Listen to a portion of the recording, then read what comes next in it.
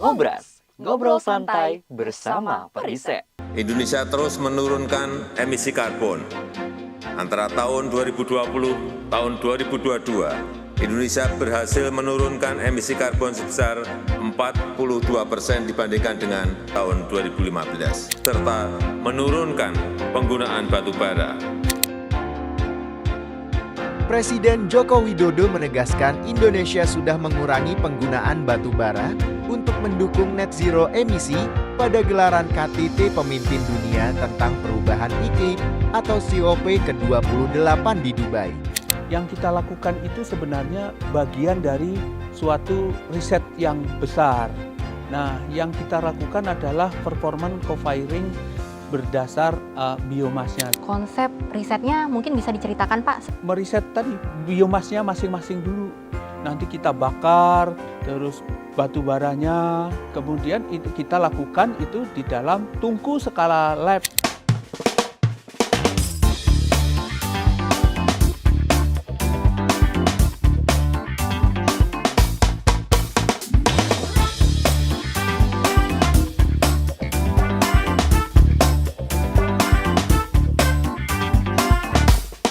Ngobras, ngobrol santai bersama Periset.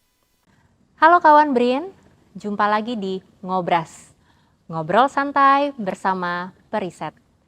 Bersama saya, Bina Restituta. Kali ini kita akan membahas mengenai riset co-firing biomasa pada pembangkit listrik tenaga uap. Kawan BRIN, sebelum memulai perbincangan, yuk kita simak tayangan berikut. Indonesia terus menurunkan emisi karbon.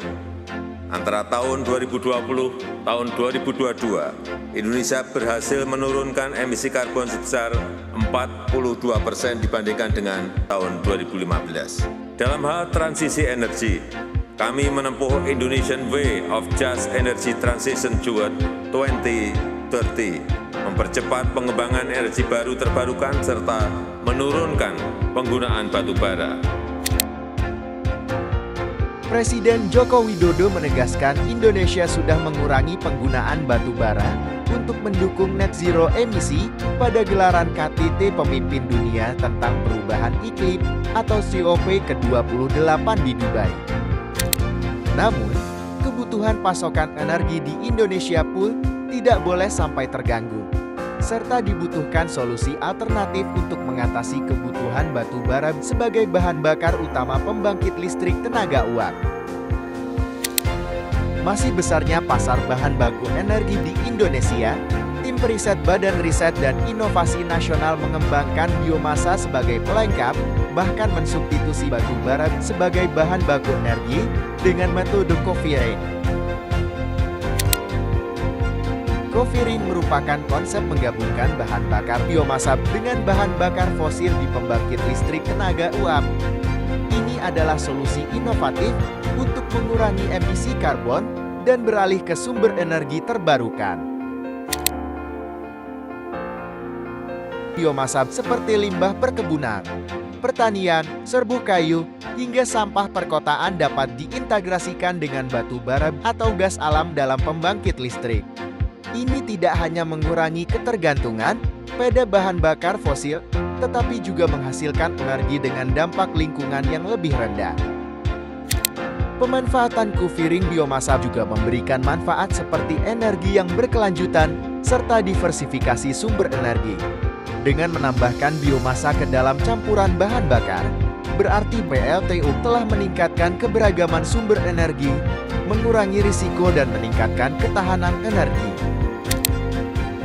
Tentu saja, ada tantangan yang perlu diatasi, seperti ketersediaan biomasa dan teknologi konversi yang efisien.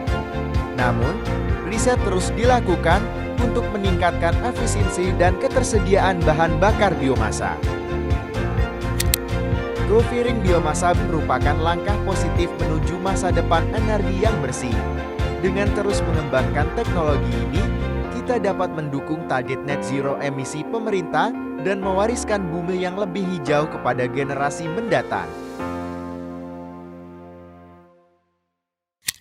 Wah, menarik sekali ya kawan BRIN. Ngobras kali ini kita akan berbincang langsung dengan pakarnya terkait hasil riset co-firing biomasa pada pembangkit listrik tenaga uap. Yang mana co-firing ini sudah direkomendasikan untuk diimplementasikan di pembangkit listrik tenaga uap di Indonesia. Pada kesempatan ini telah hadir bersama kita Bapak Haryana, Rekayasa Ahli Madya dari Pusat Riset Konversi dan Konservasi Energi. Selamat siang Bapak Haryana. Selamat siang, Bu. Apa kabar Pak? Ya, baik. Alhamdulillah. Makasih Pak. Pak Haryana, saat ini pemerintah tengah melakukan transisi energi untuk mengejar target net zero emission. Salah satunya dengan pemakaian limbah biomasa maupun biomasa itu sendiri sebagai campuran bahan bakar pembangkit listrik tenaga uap. Seperti apa Pak riset yang dilakukan oleh BRIN saat ini terkait biomasa untuk PLTU? Ya, baik. Terima kasih pertanyaan yang sangat baik. Jadi kita mulai riset itu mulainya dari batubara, biomasa, dan PLTU-nya sendiri. Nah, untuk mencapai optimasi dari performan itu harus ditinjau tiga-tiganya. Nah, sesuai tupoksi kami itu melakukan riset batubara, biomasa, dan co-firing. Begitu kira-kira. Oke, baik. Terima kasih Pak. Pak, untuk melakukan riset co-firing itu sendiri kan perlu paham dulu ya Pak mengenai apa sih co-firing Pak. Mungkin Bapak bisa menjelaskan secara singkat apa sih Pak co-firing itu Pak?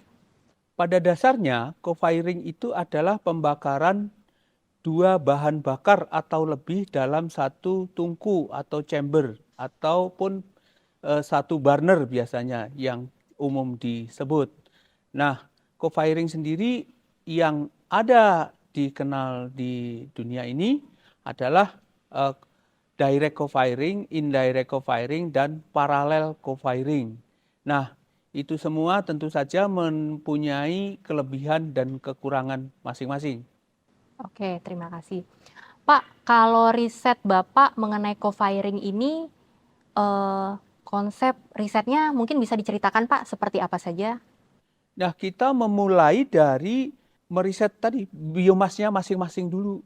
Nanti kita bakar masing-masing, terus batu baranya kita bakar.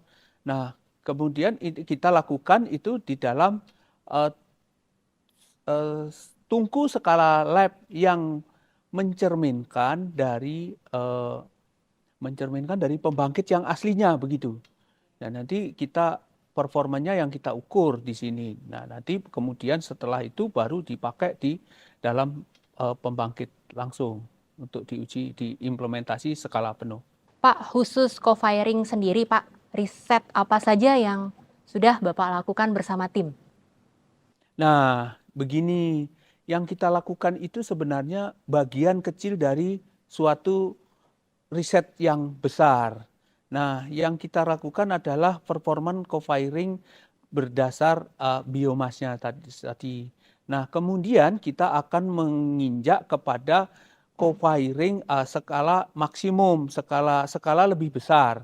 Nah, tentu saja itu perlu effort yang lebih besar. Nah, riset-riset yang lain yang perlu dilakukan oleh stakeholder yang lain adalah seperti TKDN, pabrikasi, dan seterusnya. Desain yang skala industri itu, ya itu periset yang lain lagi. Seperti penanaman, mencari bibit unggul gitu juga perlu dilakukan. Termasuk gimana menyiapkan bahan-bahan itu sehingga nantinya secara keseluruhan sistem akan bisa berjalan dengan baik dan berkecukupan suplai demand-nya, begitu. Oke, baik. Berarti kajiannya mulai dari hulu hingga hilirnya ya Pak? Iya, tapi kita hanya bisa mengambil bagian-bagiannya saja. Nanti perlu yang lainnya.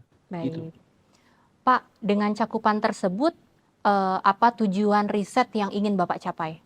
Ya, tujuan yang terpenting adalah menghindari pada saat implementasi co-firing itu, atau kita memprediksi skala kecil dulu ya, laboratorium yang kita bisa lakukan, tetapi nanti kita rekomendasikan kepada stakeholder yang lain, baik produsen ataupun pemakai biomasa, itu untuk menghasilkan biomas yang bisa diterima oleh PLTU dan dengan dipakainya secara aman. Nah, secara aman itu bisa saja dari sisi kalori, dari sisi tidak menyebabkan kerugian yang lain, misalnya terjadi impuritas sehingga ada slagging, falling maupun korosi sehingga akan mengganggu stabilitas operasi maupun juga melindungi aset dari pembangkit itu sendiri. Nah, untuk itu kita perlu menakar resiko-resiko itu yang ada dan kita harus melakukan prediksi dan menyediakan mitigasinya, kira-kira gitu. Pak, tadi Bapak menyebutkan mengenai terganggunya aset ya Pak? Ya. Nah, boleh dijelasin nggak Pak? Yang dimaksud dengan terganggunya aset itu apa Pak? Pada saat kita memakai co-firing dengan bahan yang dalam arti tanda petik itu berisiko ya, seperti adanya potasium yang tinggi, adanya klorin yang tinggi sehingga bisa menyebabkan korosi. Manakala terjadi korosi di dalam tungku pembangkit, maka pembangkit akan tentu saja dalam tanda petik akan rusak ya, dan pada saat rusak kan aset secara keseluruhan tidak bisa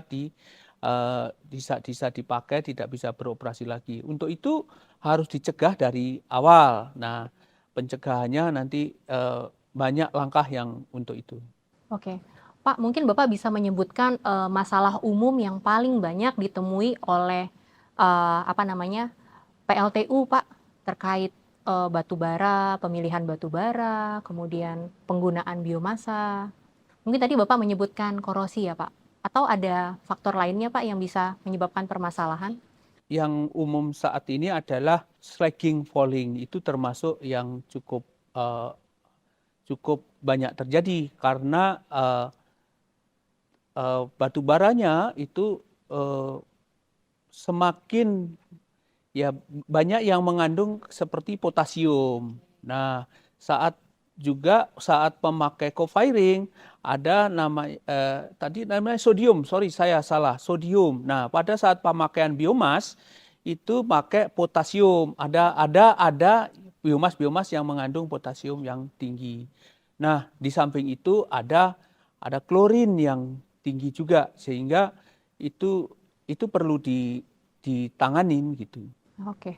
Pak, mungkin boleh memberikan masukan, Pak, bagaimana cara mengatasinya ya, Pak? Apalagi sekarang itu setiap bahan bakar seperti batu bara atau biomasa itu harusnya pasti memiliki efek yang berbeda-beda ya, Pak.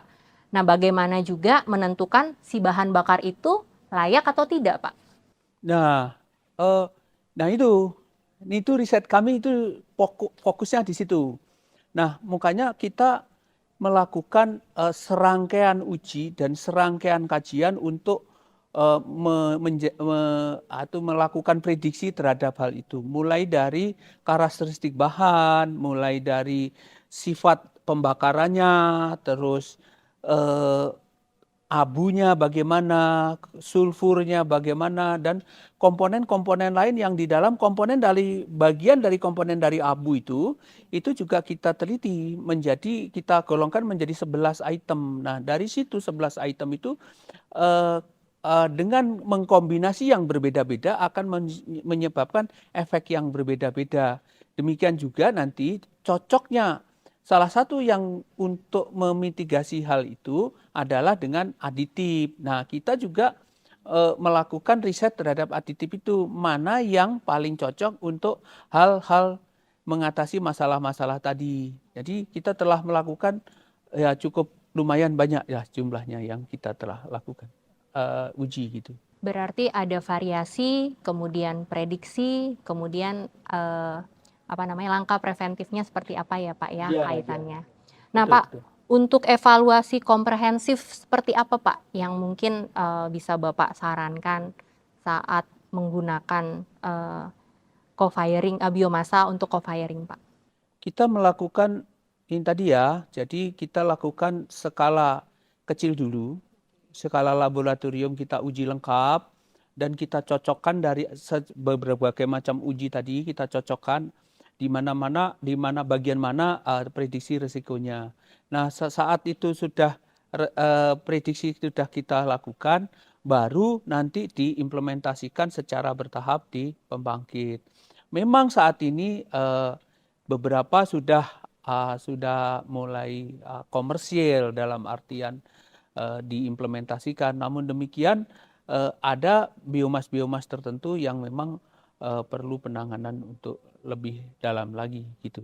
Intinya adalah sebelum dilakukan skala penuh, baiknya dilakukan skala laboratorium, begitu. Kalau boleh tahu nih Pak, skala laboratorium itu alatnya apa ya Pak? Nah, itu menarik sekali. Paling tidak kita uji karakterisasi bahan bakar, yaitu sesuai ASTM lah ya. Ada, kalau nggak salah ada berapa belas alat yang dipakai gitu ya. Jadi ya ada terus simulasi pembakaran dalam menggunakan thermogravity meter ya.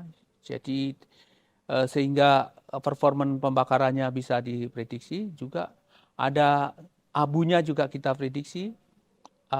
Abu itu meleleh di temperatur berapa gitu. Ada namanya exfusion temperatur. Ada yang namanya uji klorin, sehingga itu juga penting sekarang ini.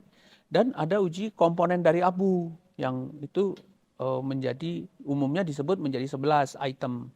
Nah, dari situ kemudian setelah itu uji karakteristik baru itu dibakar di dalam tungku simulasi. Banyak macamnya yang tungku simulasi, ada berpuluh-puluh macam yang ada dipakai di berbagai institusi pengujiannya atau institusi universitas di dunia ini. Ada ya lebih dari 30 lah mungkin ya, macam banyak ya. Ya ada yang skala lab, ada yang skala pilot maupun sampai skala yang hampir penuh gitu. Dari abunya itu hasil pembakarannya kita analisa. Nah, setelah abu dan tungkunya itu yang telah kita analisa, nanti kita rekodkan, kita asumsikan ini cocokkan dengan pembangkit yang aslinya performanya. Nah, kemudian dari abu itu pun masih kita lakukan SEM dan EKRD. Itu untuk mengetahui morfologi dari abu, termasuk elemen-elemennya apa, EDS-nya, dan juga kristalinnya. Jadi ada kristal, ada amorfisme. Dan di situ semua untuk memprediksi terjadinya slagging atau falling tadi. Untuk korosinya, itu benda ujinya yang tadinya yang kita sebut probe, itu juga kita perlu teliti lebih lanjut untuk meyakinkan bahwa bisa terhindar dari kerugian karena korosi tadi. Akibat dari pemakaian batu bara dan biomas tertentu, gitu kira-kira. Baik, berarti tungku pembakarannya itu mirip, mungkin mininya dari si PLTU ya Pak ya? Ya, betul. Mirip dengan PLTU. Nah, itu semuanya parameter temperaturnya seperti FEGT, seperti yang lain-lainnya kita kondisikan mirip. Demikian juga untuk temperatur tubingnya, kita tarik ke sini, rasio udaranya kita tarik ke sini semuanya. Jadi termasuk nanti outputnya emisinya juga kita ukur dari situ. Nah, itu ya walaupun hanya skala kecil, namun kita buat sistem sehingga itu semirip mungkin dengan PLTU aslinya. Begitu kira-kira. Menarik ya Pak ya. Nanti mungkin bisa explore lebih lanjut ya Pak untuk alat tersebut ya Pak. Ya, tentu saja. Berarti memang riset ini termasuk kategori yang hot topic ya Pak ya? Ya, kira-kira karena net zero emission, jadi salah satunya karena bagian dari itu adalah co-firing cukup ada slot untuk berperan gitu ya. Senang Pak, saya hari ini bisa mulai belajar mengenai co-firing. Sangat menarik ya kawan BRIN. Kita jeda dulu sejenak. Di segmen selanjutnya kita masih akan lanjut membahas mengenai peran riset ini dalam program Net Zero Emission. Tetap di Ngobras, ngobrol santai bersama Periset.